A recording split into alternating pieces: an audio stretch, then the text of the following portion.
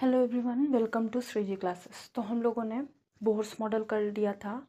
Quantum model की कुछ चीज़ें समझी थी, जैसे हाइजेनबर्ग अनसर्टेनिटी प्रिंसिपल और डुअल करैक्टर ऑफ मैटर। ठीक है, दोनों कर लिए थे। अब हम लास्ट टर्न में जो हम लोगों ने किया था वो क्या था कि जो क्वांटम मॉडल है वो क्वांटम मॉडल है बेसिकली क्या, कि किसके बारे में बात कर रहा है, क्या कर रहा है। तो अभी तक जो हमने पढ़े, पहले हमने डाल्टन पढ़ा। डाल्टन ने बताया कि एटम क्या है, एक सरफेस है, उसके अंदर या फिर एक पुडिंग जैसा है, उसके अंदर इलेक्ट्रॉन्स और वो इलेक्ट्रॉन्स का पूरा सरफेस है और प्रोटॉन उसमें एम्बेडेड हैं या धसे हुए हैं।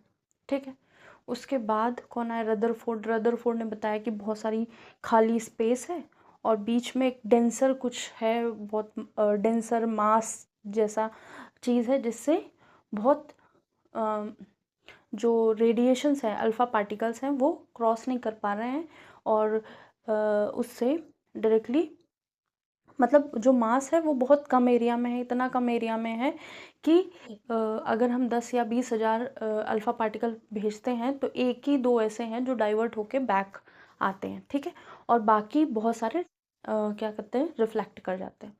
तो ये रदरफोर्ड ने, बोहर ने क्या कहा? बोहर ने कहा एक ही इलेक्ट्रॉन सिस्टम की बात करी कि ऑर्बिट है, ऑर्बिटल है, ठीक है, और इलेक्ट्रॉन्स ऐसे घूम रहे हैं, तो वो उन्होंने ऐसी बात करी।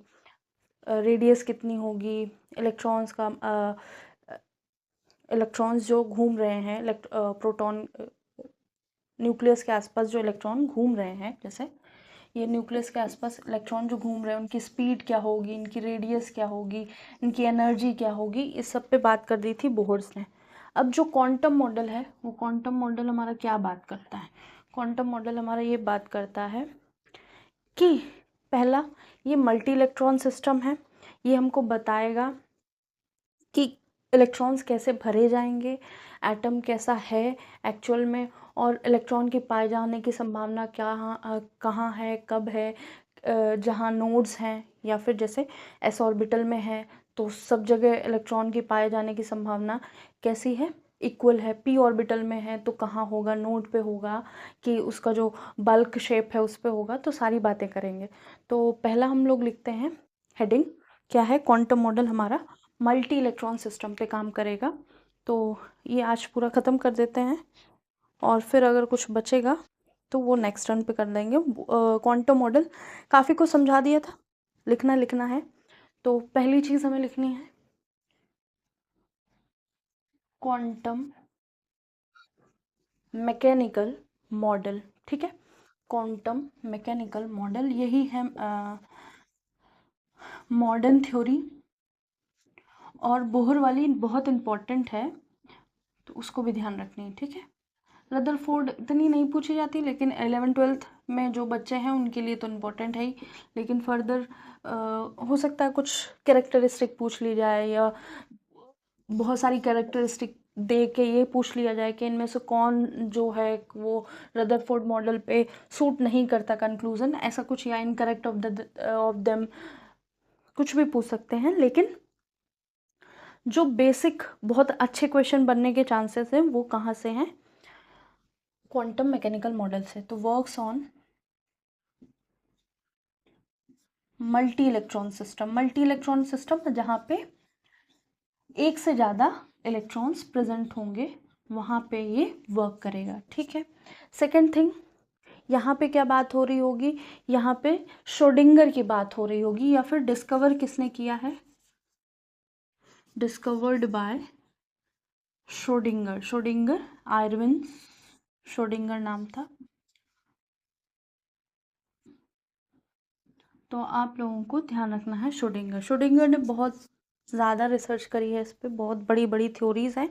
लेकिन आपको जो डेरिवेशन है, पहले मेन चीज़ें लिखवा देते हैं, डेरिवेशन फिर करवा देंगे। डेरिवेशन है नहीं वैसे, इक्वेशन ही है। ठीक है, डेरिवेशन अगर कहेंगे आप लोग तो डेरिवेशन भी करा देंगे। तो क्या है? Quantum mechanical model multi electron system पे वर्क करता है, श्रोडिंगर ने डिस्कवर किया था। अब इसमें क्या है, बेस किस पे करता है ये? बेस्ड किस पे है? डुअल नेचर ऑफ इलेक्ट्रॉन पर, ठीक है। तो बेस्ड ऑन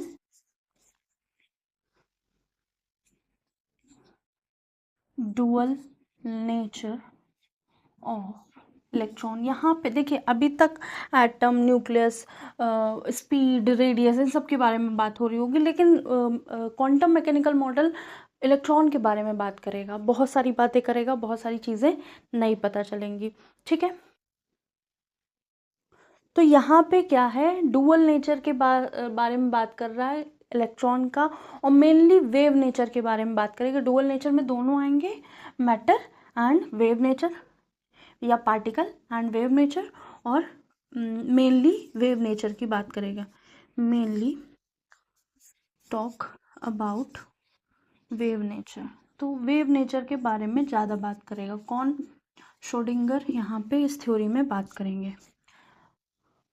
अब क्या है, श्रोडिंगर इक्वेशन होती है, वेव इक्वेशन होती है। अब वेव इक्वेशन में कौन कौन से चीज़ें, कौन कौन से टर्म यूज़ किए गए हैं वो सारे लिखेंगे। अभी आप ये लिख लीजिए, इसके बाद हम वेव इक्वेशन लिखेंगे, उसके सारे टर्म्स जो रिलेटेड हैं वो सारे लिखेंगे।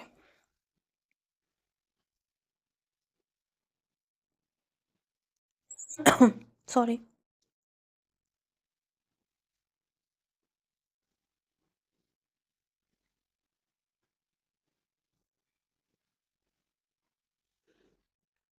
और ये एक तरह से 3D रिप्रेजेंटेशन दे रहा है, ठीक है। बोहर का 2D रिप्रेजेंटेशन दे रहा था, तो लिख सकते हैं gives 3D view of atomic structure. Atomic structure का एक 3D व्यू दे देगा, ठीक है। और 3D व्यू समझते हैं कि हम उसको ऐसे ही इसमें शो नहीं कर सकते, हाँ उसको इमेजिन कर सकते हैं, ठीक है। तो हो गया ये, इसको रब करते हैं, श्रोडिंगर वेव इक्वेशन लिखते हैं।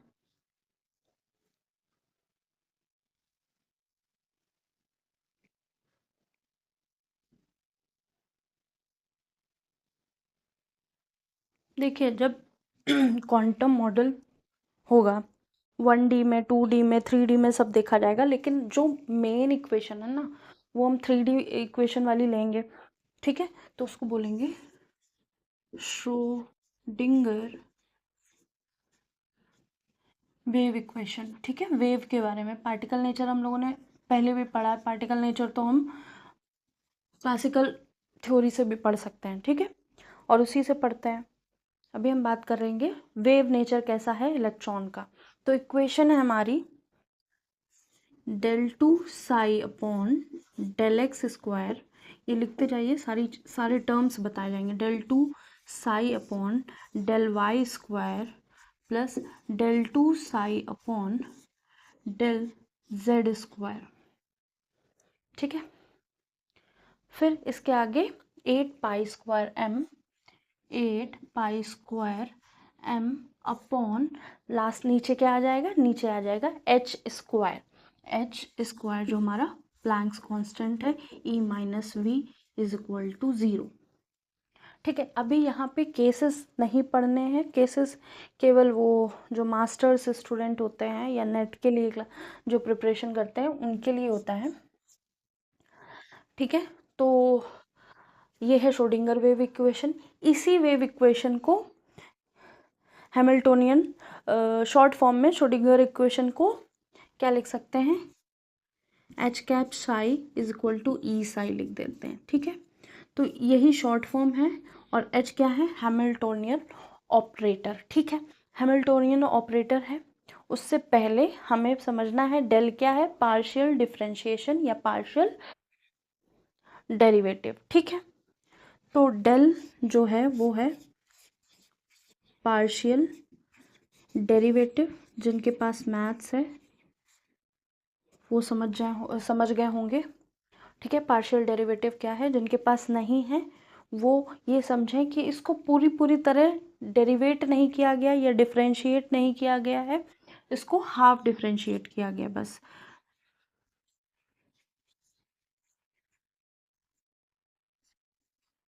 ठीक है, पर्टिकुलर पॉइंट के लिए डिफरेंशिएट करते हैं तो डेल यूज़ करते हैं। अब सेकंड टर्म है साई। साई क्या है? इसको PSI बोलते हैं, लेकिन P साइलेंट होता है। ये है PSI बोलते हैं, PSI साई। और ये क्या है? वेव फंक्शन है। ठीक है, वेव को हम इस फंक्शन में रिप्रेजेंट करते हैं, तो इसको बोल देते हैं वेव का फंक्शन।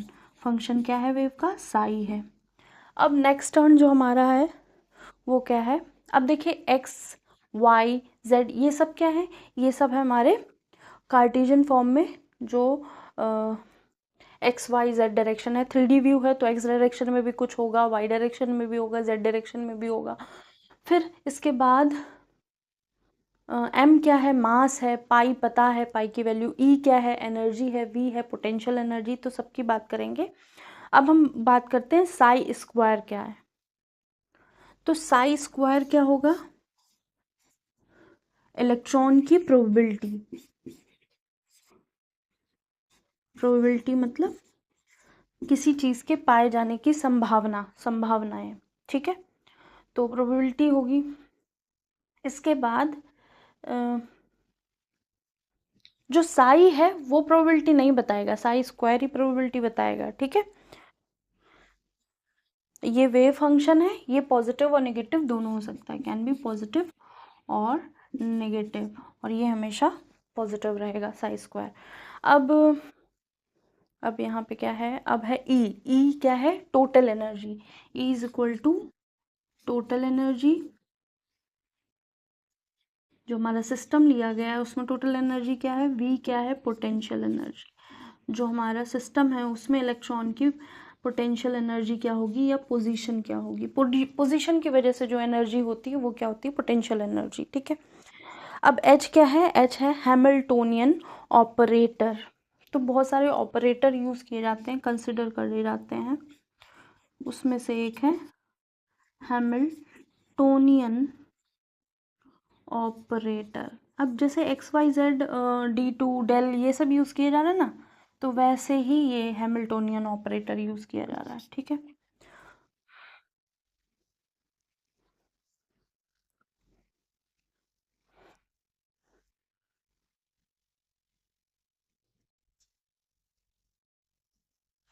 तो जितने भी क्वांटम नंबर हैं, ठीक है, क्वांटम नंबर हैं, जैसे हमने लास्ट टर्न पे बात करी थी एन की, है एजीमुथल क्वांटम नंबर की, प्रिंसिपल क्वांटम नंबर की, मैग्नेटिक क्वांटम नंबर की, वो सारे कहाँ से डिराइव हुए हैं? यहाँ से डिराइव हुए हैं, केवल स्पिन वाला अलग से हुआ है। ठीक है,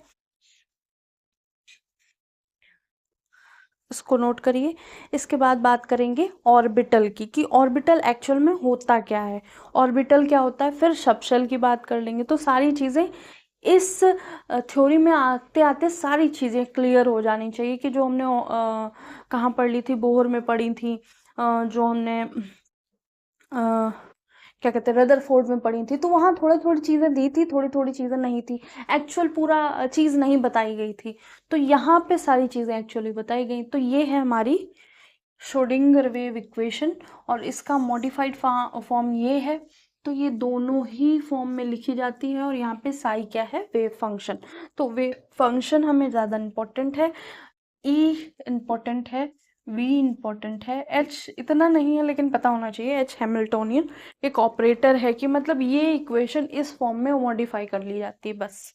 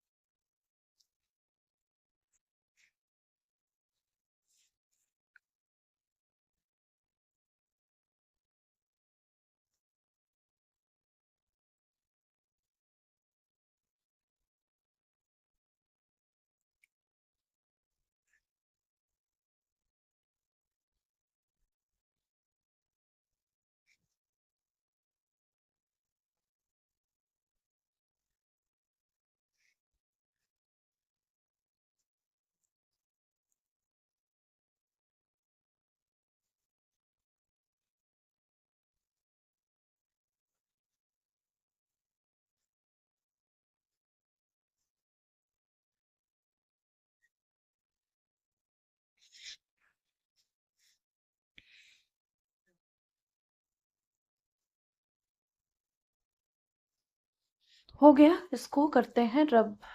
साई स्क्वायर नहीं दिख रहा है क्या? साई स्क्वायर क्या है? इसको यहाँ से रब करके यहाँ लिखते हैं, Sai square is electron probability. ठीक है, देख लो, समझ लो। और फिर हम पहले बात करेंगे ऑर्बिट क्या है, ऑर्बिट मतलब शेल। फिर बात करेंगे ऑर्बिटल क्या है, ऑर्बिटल मतलब सब शेल। ठीक है, सब शेल के बाद फिर हम क्वांटम नंबर करेंगे।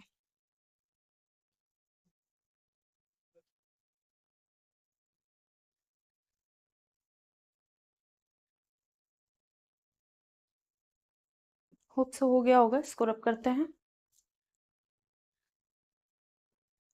तो सबसे पहला टर्म जो यूज करते हैं वो क्या है, ऑर्बिट और शेल। ऑर्बिट और शेल बोला जाता है कि इस शेल में इलेक्ट्रॉन है, जिसको हम n से रिप्रेजेंट करते हैं। ठीक है, दूसरा टर्म जो सुनने को मिलेगा वो क्या होगा, सब शेल। सब शेल, ठीक है, सब शेल कौन सी है, जिसको l से रिप्रेजेंट करेंगे। उसके बाद जो आएगा वो हमारा आएगा क्या, ऑर्बिटल। ऑर्बिटल क्या होता है, ऑर्बिटल जिसमें इलेक्ट्रॉन की फिलिंग होती है, ऑर्बिटल्स। ठीक है, तो ये हो गए 3 टर्म। अब तीनों टर्म को इसी के सामने लिख लेते हैं। तो फर्स्ट ऑर्बिट बोलेंगे, ऑर्बिट के अंदर क्या होंगे, सब शेल होंगे, सब शेल के अंदर क्या होंगे, ऑर्बिटल होंगे। तो ये एक तरह से ऑर्बिट जो है सर्कुलर पाथ है, 2D रिप्रेजेंटेशन है या 2D सर्कुलर पाथ है, जहाँ पे इलेक्ट्रॉन रिवॉल्व कर रहे हैं। तो लिख लेते हैं यहाँ पे, सब ऑर्बिट या शेल क्या है, 2D path for 2D circular path होगा। इसको पूरी तरह well defined 2D circular path, इसको लिखते हैं well defined 2D circular path. Well defined क्या है, वेल डिफाइंड है 2D सर्कुलर पाथ है, जहां पे इलेक्ट्रॉन रिवॉल्व कर रहा है, इन विच इलेक्ट्रॉन इज रिवॉल्विंग, आसपास घूम रहा है, इलेक्ट्रॉन इज रिवॉल्विंग। ठीक है, सारी बात यहीं कर लेंगे, फिर उसके बाद सबशेल की बात करेंगे। ऑर्बिट क्या है, ऐसा सर्कुलर पाथ है जहां हमारा इलेक्ट्रॉन घूम रहे हैं। ठीक है, जैसे मैंने बताया था, ये इलेक्ट्रॉन है और ये न्यूक्लियस है, न्यूक्लियस के आसपास इलेक्ट्रॉन घूम रहे हैं एक सर्कुलर पाथ में। ये है हमारा 2D रिप्रेजेंटेशन। अब यहाँ पे मैक्सिमम नंबर ऑफ इलेक्ट्रॉन्स कितने होंगे, मैक्सिमम नंबर ऑफ इलेक्ट्रॉन लिखा चुके हैं, फिर से लिखवा देते हैं, 2n²। ठीक है, यहाँ पे मैक्सिमम नंबर ऑफ इलेक्ट्रॉन्स कितने होंगे, 2n²। जो ऑर्बिट होगी हमेशा सर्कुलर शेप की दिखाई जाएगी। ठीक है,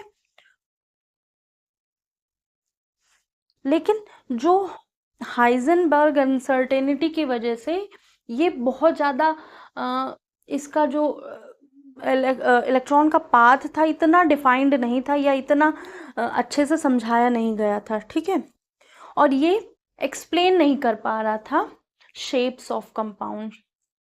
ठीक है, तो ये डिफरेंट शेप्स ऑफ कंपाउंड को एक्सप्लेन नहीं कर पा रहा था। उसके बाद आई बात सबशेल की। सबशेल क्या है, जहाँ पे collection of similarly shaped orbitals होता है, उसको क्या कहते हैं, subshell. Collection of similarly shape orbital. ठीक है, तो सबशेल क्या है हमारा, जहां पे क्या हो रहा है, सिमिलरली शेप के, या एक तरह से पार्ट ऑफ क्वांटम नंबर होता है, ठीक है, मैग्नेटिक क्वांटम नंबर का पार्ट होता है। यहाँ पे क्या होगा, शेप ऑफ ऑर्बिटल्स सेम होंगे, एक ही तरह के होंगे, ठीक है। तो अब हम बात करेंगे क्या है, तो इसको यहाँ पे ये कौन बताएगा, ये एक तरह से मैग्नेटिक क्वांटम नंबर बताता है, एल बताया था ना, तो कैन बी डिटरमाइंड बाय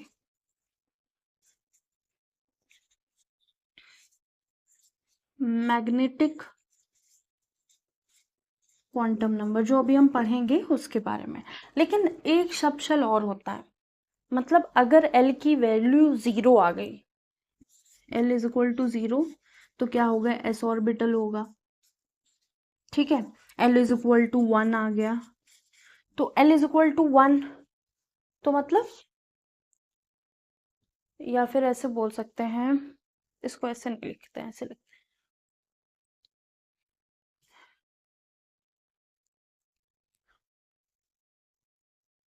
इसको ऐसे बोलते हैं, एस सब शेल में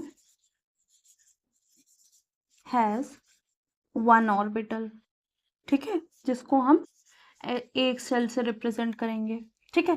पी सब सेल हैज 3 ऑर्बिटल, जिसको हम ऐसे 3 कमरों में इक्वली जनरेटेड या एक ही एनर्जी, एक ही लेवल पे 3 पार्ट कर देंगे। फिर डी सब शेल हैज 5 ऑर्बिटल, अब एक ही एनर्जी लेवल को 5 पार्ट, इक्वल पार्ट में कर देंगे, ठीक है। एफ क्या होगा, एफ के पास 7 होंगे, ठीक है।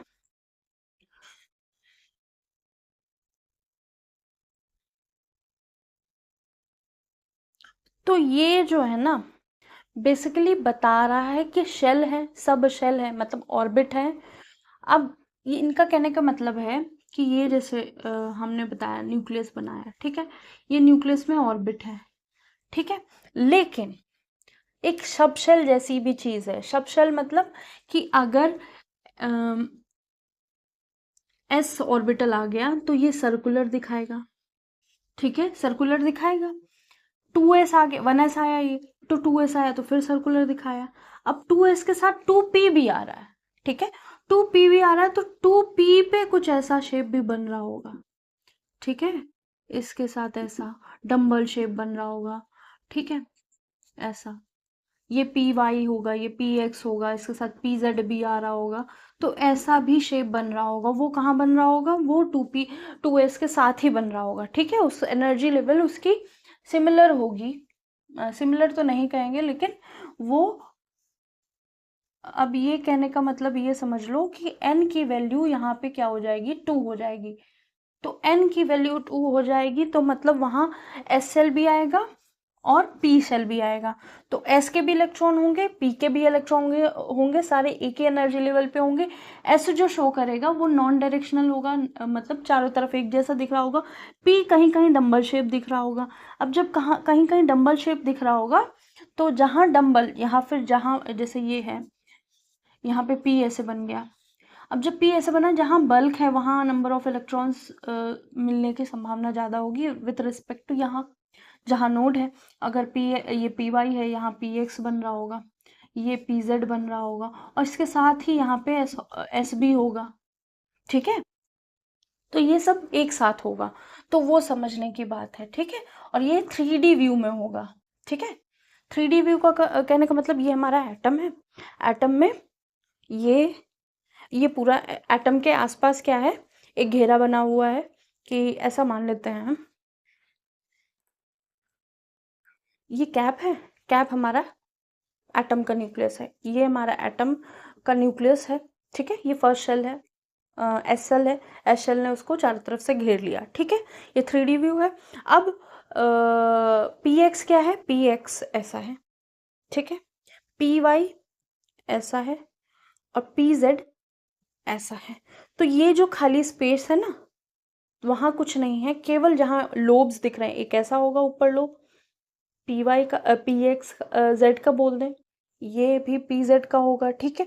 फिर ये पी एक्स का होगा, फिर इधर एक पी एक्स का होगा, एक इधर पी वाई, फिर इधर पी वाई, तो ऐसे हो गया। और जो खाली स्पेस होगा वो क्या होगा, वहाँ इलेक्ट्रॉन नहीं मिलेगा, जहाँ बल्क होगा। और ये एटम के आसपास जहाँ एस ऑर्बिटल, एस का शेल है, वहाँ इलेक्ट्रॉन होगा। तो ये कहने का मतलब है, ठीक है। तो ये बहुत कॉम्प्लेक्स थिंग है, वो आपको समझनी पड़ेगी जब आप चीज़ें समझेंगे, देखेंगे। और जैसे मैंने बताया था कि शेप्स देखे होंगे आपने, ठीक है, इसको लिख लीजिए, ठीक है। फिर हम ऑर्बिटल बताते हैं, ऑर्बिटल एक्चुअल में है क्या। तो ऑर्बिटल क्या है? ऑर्बिटल रीजन है, 3D स्पेस है, where electron finding probability maximum होती है, ठीक है। इसको लिख लीजिए, फिर ऑर्बिटल लिखा देते हैं। ऑर्बिटल में थोड़ा सा एक दो लाइन ज़्यादा लिखनी होगी, ठीक है। तो ये जो quantum number, principal quantum number या एजीमुथल क्वांटम नंबर या मैग्नेटिक क्वांटम नंबर, ये सब इन्हीं के बारे में बता रहे होते हैं, इनके बारे में। अभी जब बात करेंगे तो फिर से बात करेंगे कि ऑर्बिट कौन बता रहा है, सबशेल कौन बता रहा है, एन के बारे में कौन बात कर रहा है, प्रिंसिपल क्वांटम नंबर, एल के बारे में मैग्नेटिक क्वांटम नंबर, ऑर्बिटल के बारे में ये सारी बात करेंगे, ठीक है। आज ही खत्म करेंगे टॉपिक, टेंशन नहीं लो। हो गया है, इसको ऑर्बिटल लिख लेते हैं। तो ऑर्बिटल ही ऐसी जगह है जहां हम एक्चुअली इलेक्ट्रॉन फाइंड कर रहे होंगे। Orbital,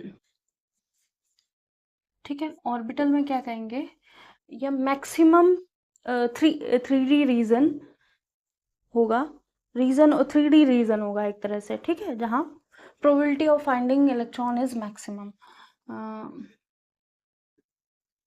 3D region where probability of finding electron is maximum. हम लोग ये क्यों पढ़ रहे हैं, क्योंकि सारी रिएक्शन ना इलेक्ट्रॉन के आदान प्रदान से हो रही, प्रोटॉन और न्यूट्रॉन तो अंदर चुपचाप बैठे हैं, ठीक है। तो ये सारी चीजें समझनी है उसी के लिए, ठीक है। फिर क्या है,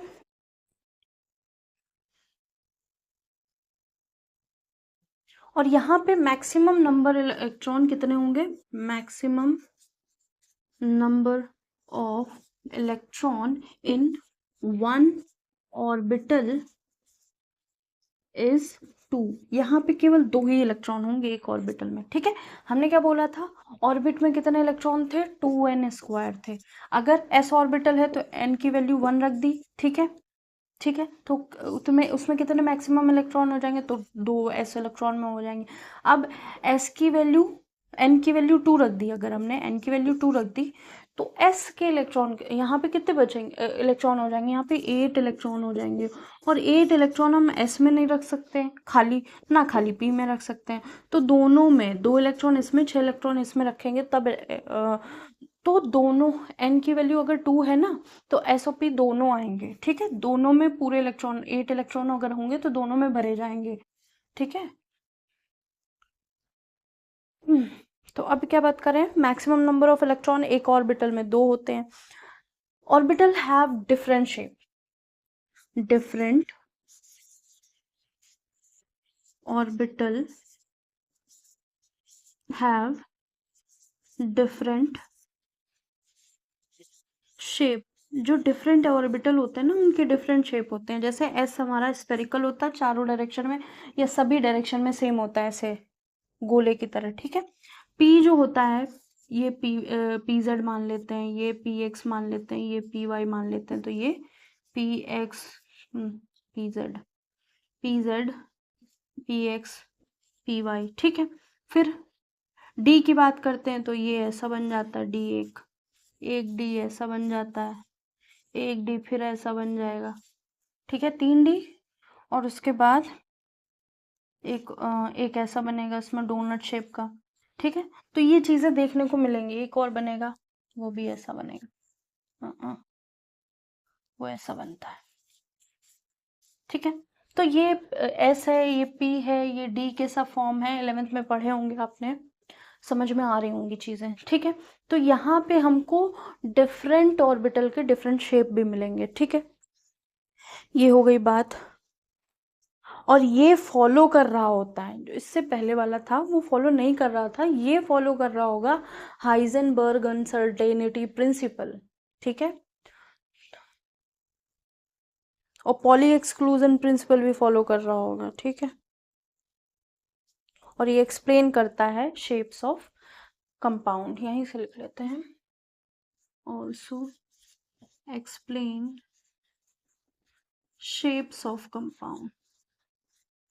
किसी कंपाउंड का कैसा शेप होगा वो ये बताएगा, ठीक है। यहाँ और लिख लो, लास्ट में लिख लेना, follows Heisenberg uncertainty principle,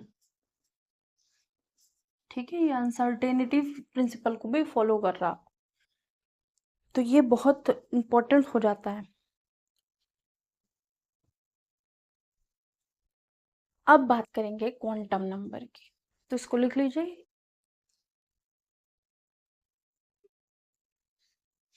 last term पे मैंने क्वांटम नंबर पूरा समझा दिया था, कुछ रह गया होगा या कुछ नहीं बोला होगा तो वो अभी थ्योरी करेंगे तो सारी चीजें क्लियर हो जाएंगी। होप सो लिख लिया होगा। इसको रब करते हैं।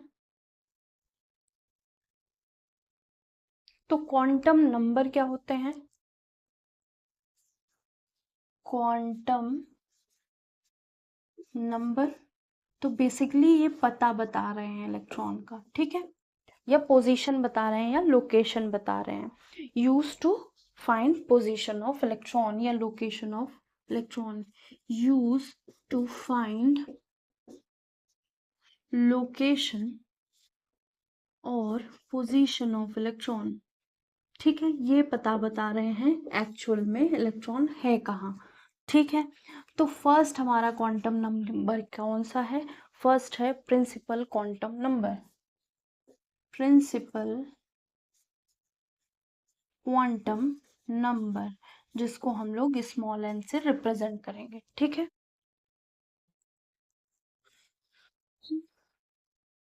और ये किसने दिया था? ये बोहर ने दिया था, गिवन बाय बोहर। ये बोहर दे चुके थे, ये बता चुके थे, ठीक है। तभी तो वो ऑर्बिट की बात कर रहे थे, ठीक है। तो ये क्या बताता है? अबाउट, टेल अस अबाउट या गिव्स इंफॉर्मेशन अबाउट शेल या ऑर्बिट ऑफ, ये शेल या ऑर्बिट बता रहा होता है, ठीक है। जो n की वैल्यू है वो हमको शेल या ऑर्बिट बताएगी, ठीक है। सेकंड, अब इसमें और क्या है? n इज इक्वल टू 1 है, तो ये किसने बताया? तो बोहर ने बताया था, शेल या ऑर्बिट बताता है। और मैक्सिमम नंबर ऑफ इलेक्ट्रॉन वो लिख सकते हैं, यहाँ फिर से लिख लेते हैं, maximum number of electron in a shell is equal to 2n square, ठीक है।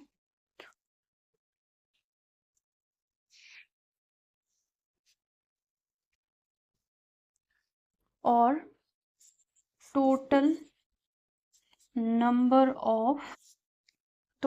ऑफ ऑर्बिटल्स, ऑर्बिटल कितने होंगे? ऑर्बिटल्स इन nth शेल, किसी भी शेल में कितने नंबर ऑफ ऑर्बिटल्स कितने होंगे? n स्क्वायर के बराबर, ठीक है। ये हो गई बात।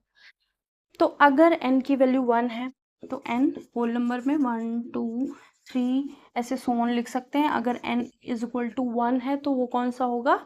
k शेल होगा, ठीक है। यहाँ लिख देते हैं n इज इक्वल टू 1 तो क्या होगा? k shell. n is equal to 2 l shell, n is equal to 3 m shell, k l m ऐसे n o p q ऐसे, ठीक है।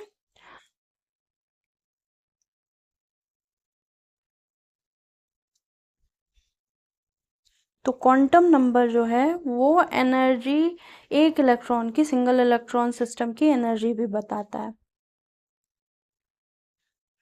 ये हो गया। इसके बाद अजीमुथल क्वांटम नंबर की बात करते हैं। तो अजीमुथल क्वांटम नंबर क्या था? ये हमें सबशेल बताता है, ये सोमरफील्ड ने बताया था, ठीक है। और ये शेप बताता है ऑर्बिटल का। देखिए, इसको थ्योरी में भी और ऐसे लिख सकते हैं और बातें इसमें पूरा सेंटेंस फॉर्म में लिख सकते हैं। अभी शॉर्ट में लिख लेते हैं, जब कभी बैच लेके आएंगे कोई तो उसमें पूरा लिखवा देंगे, कोई ऐसी बड़ी बात नहीं। बाकी आपकी, क्योंकि एनसीईआरटी बेस करा रहे हो तो सारी चीज़ें एनसीईआरटी में है ही। ठीक है, अगर आप लोग कहेंगे तो फिर पूरी थ्योरी भी लिखवाई जाएगी।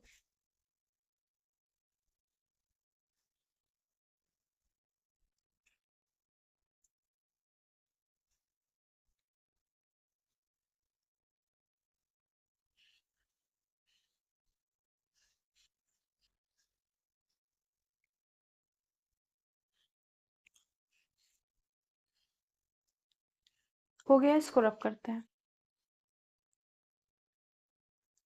सेकंड क्या है? Azimuthal quantum number.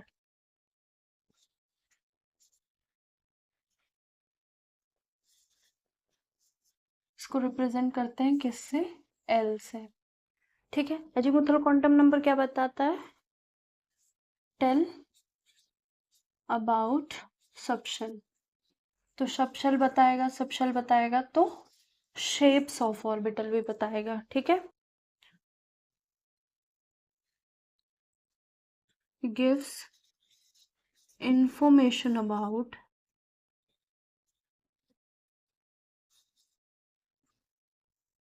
Shapes of orbital. Orbital के शेप के बारे में भी बात करेगा। ठीक है,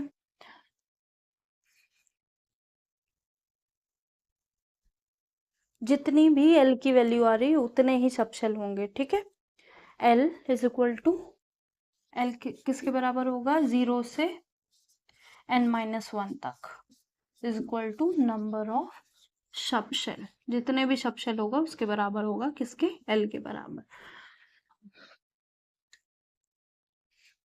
तो अगर जैसे लिख लेते हैं l is equal to, n is equal to 1 है, तो एल इज इक्वल टू 0 होगी, तो मतलब एस सबशेल। ठीक है, ये है एग्जाम्पल। और एन इज इक्वल टू अगर 2 होगा तो एल इज इक्वल टू होगा 0 और 1, और यहाँ पे s n p r subshell.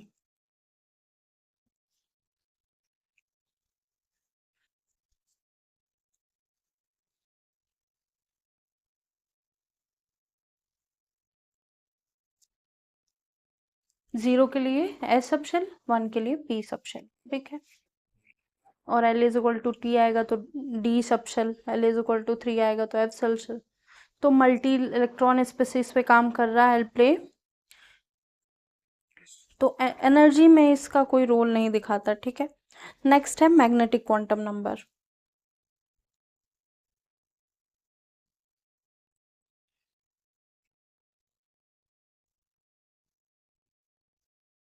ये ओरिएंटेशन ऑफ इलेक्ट्रॉन बताएगा, इसको लिख लीजिए, फिर अब करते हैं।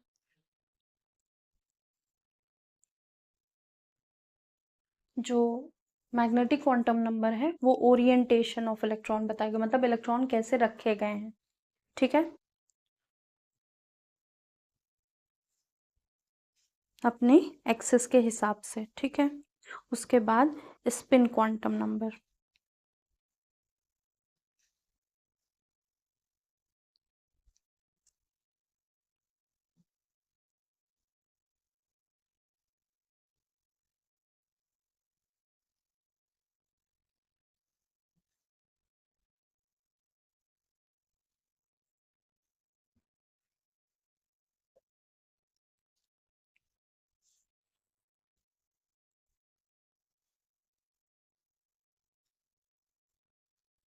इसको रब करते हैं।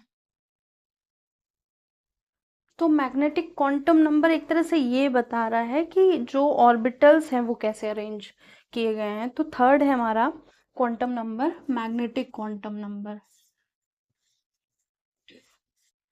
मैग्नेटिक क्वांटम नंबर रिप्रेजेंट करते हैं एल से। ठीक है, नहीं एम से, स्मॉल एम से। ठीक है, अजीमुथल क्वांटम नंबर एल से करते हैं। ठीक है, तो ये क्या बताता है? Spatial orientation of orbital. Give information about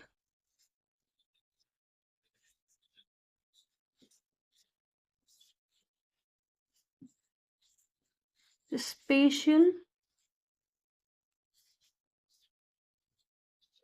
arrangement of orbitals. Space में कैसे ऑर्बिटल अरेंजमेंट है या ओरिएंटेशन, ठीक है। With respect to axis, with respect to axis, कोई भी कोऑर्डिनेट एक्सिस हो या कोऑर्डिनेट एक्सिस लिखो यहाँ पे, with respect to coordinate axis, x y z axis में कैसे रखे गए हैं ऑर्बिटल्स, ठीक है। P x p y p z. तो अगर एल की वैल्यू क्या है,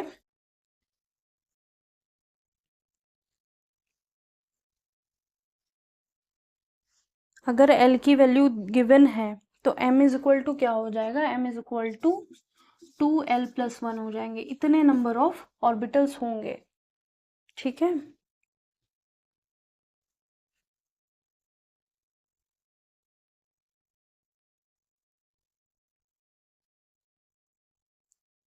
तो इज इक्वल टू ऑर्बिटल्स पर सब शेल, ये कितने होंगे, इतने ऑर्बिटल होंगे एक सब शेल में। अगर एल की वैल्यू 0 है तो एक ऑर्बिटल होगा, एल की वैल्यू 1 है तो 3 ऑर्बिटल होगा, एल की वैल्यू 3 है तो एल की वैल्यू 0 है तो मतलब एस ऑर्बिटल होगा, एल की वैल्यू 1 है तो मतलब पी ऑर्बिटल होगा, उसमें 3 होंगे, दिख रहा है, इसी फॉर्मूले से आया वो।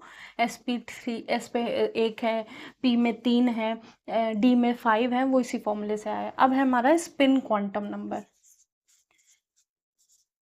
स्पिन क्वांटम नंबर जिसको हम एम एस से रिप्रेजेंट करते हैं, कहीं कहीं एस से भी कर देते हैं, ठीक है। उससे अंडरस्टूड है कि स्पिन क्वांटम नंबर बता रहा है। तो ये क्या बताता है, orientation of spin of electron, give information about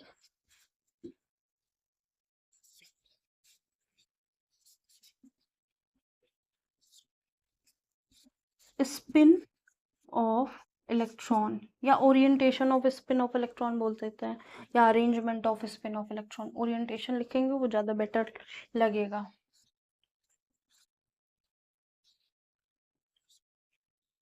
spin of electron. अब हम समझते हैं क्या है। तो हमारे प्रिंसिपल क्वांटम नंबर में पहला जो प्रिंसिपल क्वांटम नंबर है वो शेल बता रहा है, ठीक है। ये हमारा क्या है, न्यूक्लियस।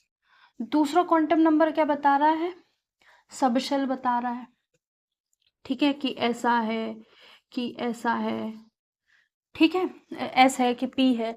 तीसरा क्या बता रहा है, ये स्पेशल अरेंजमेंट बता रहा है, ठीक है, कि कितने सब शेल होंगे, पी में 3 होंगे, एक ये और एक ये, एक ये, ठीक है, ये बता दिया इसमें। फिर अब ये जो इलेक्ट्रॉन है वो कैसे हैं, अगर इलेक्ट्रॉन एक सब शेल में रखे हैं तो एक ऐसा है एक ऐसा, मतलब एक अगर ऐसा घूम रहा है तो दूसरा उसका अपोजिट घूम रहा होगा, एक ऐसे घूम रहा है तो एक ऐसे घूम रहा है, एक ऐसे घूम रहा है तो ऐसे घूम रहा है, ठीक है, ये ऐसे घूम रहा है। तो स्पिन मैग्नेटिक नंबर या spin quantum magnetic number, spin quantum जो है वो एक तरह से क्या बता रहा है हमको, इलेक्ट्रॉन का स्पिन बता रहा है, वो कैसे प्रोसेस कर रहा है, वो कैसे घूम रहा है, एक अगर क्लॉकवाइज घूम रहा है तो दूसरा एंटी क्लॉकवाइज घूम रहा है, उसका काउंटर वाइज है, ठीक है, काउंटर क्लॉकवाइज जिसको बोलते हैं वो हो सकता है। तो ये हो गई हैं सारे क्वांटम नंबर, और क्वांटम नंबर यहाँ हो गया है फिनिश। तो इसमें अब कुछ ऐसा नहीं रहा है कि मुझे लग रहा हो कि आपको नहीं समझ में आया। तो जो एस पी डी में सबसेल या ऑर्बिटल्स की वैल्यू है वो इस फॉर्मूले से आई है, ये ध्यान रखना। और वो कौन बता रहा है, मैग्नेटिक क्वांटम नंबर। और स्पिन क्वांटम नंबर केवल ये बता रहा है कि इलेक्ट्रॉन घूम कैसे रहा, अगर अगर ऑर्बिटल में 2 इलेक्ट्रॉन रखे हैं, एक इधर को घूम रहा है तो दूसरा वाला उधर को घूम रहा होगा, केवल प्रिसिशन ऑफ इलेक्ट्रॉन बता रहा होगा कि इलेक्ट्रॉन अपनी धुरी पे कैसे घूम रहा है, ठीक है।